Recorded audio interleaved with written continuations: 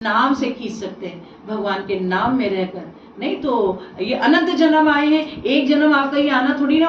अभी आपका जन्म हुआ है तो पहले तो कहीं थे ना, पहले कहीं थे तो अब आए हो, फिर मरोगे तो फिर कहीं जाओगे। तो जब मरोगे तो जैसा कर्म किया तो कर्म करने के अकॉर्डिंग ही तो तुम जन्म लोगे। और तो जन्म में क्या 84 लाख योनियां क्यों कही गई है?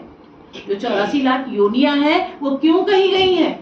वो इसीलिए कही गई है, जो ये आप सब जितने देर जड़ हो, चाहे चेतन हो, चाहे पशु पक्षी हो, चाहे जानवर हो, चाहे वाइल्ड हो, चाहे जो भी जितने भी देख रहे हो, ये सब 84 लाख योनियों की है। मैंने भी भेजा भी था 84 लाख योनियों में कितने कितने क्या क्या है वो सब अभी भेजा भी था।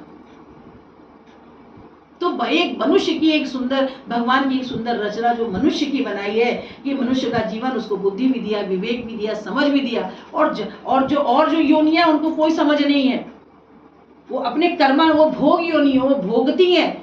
हम लोग कर्म अच्छा करके उस भोग को नहीं भोग सकते और कर्म बुरा करके हम दुख को भोग सकते हैं। ये याद रख लीजिए, हम दुखों को भोग सकते हैं।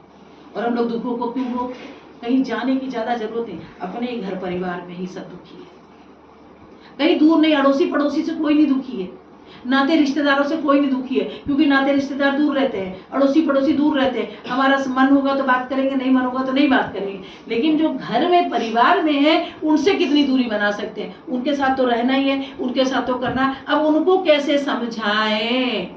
जब हमको समझ होगी तभी तो समझाएंगे, और हमको समझ नहीं होगी तो समझाएंगे कैसे?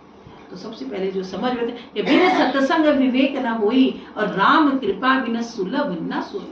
जब तक आपको सत्संग नहीं जीवन में मिलेगा, भगवान का सत्य का संग नहीं मिलेगा, जानकारी नहीं मिलेगी कि आप वेद है, पुराण है, गीता है, भागवत है, आपको दुख है, आपको तकलीफ है, अपने घर में सब लोग गीता ग्रंथ रखिए, भागवत ये है, भागवत ग्रंथ रखिए। और रखने के बाद उसको कभी भी दुखी परेशान हो, गीता का एक श्लोक नहीं, कोई भी रैंडम ऐसे पलट लीजिए पन्ना, और वो आपके विचारों से, ये आजमा के आप सब लोग देख लीजिए।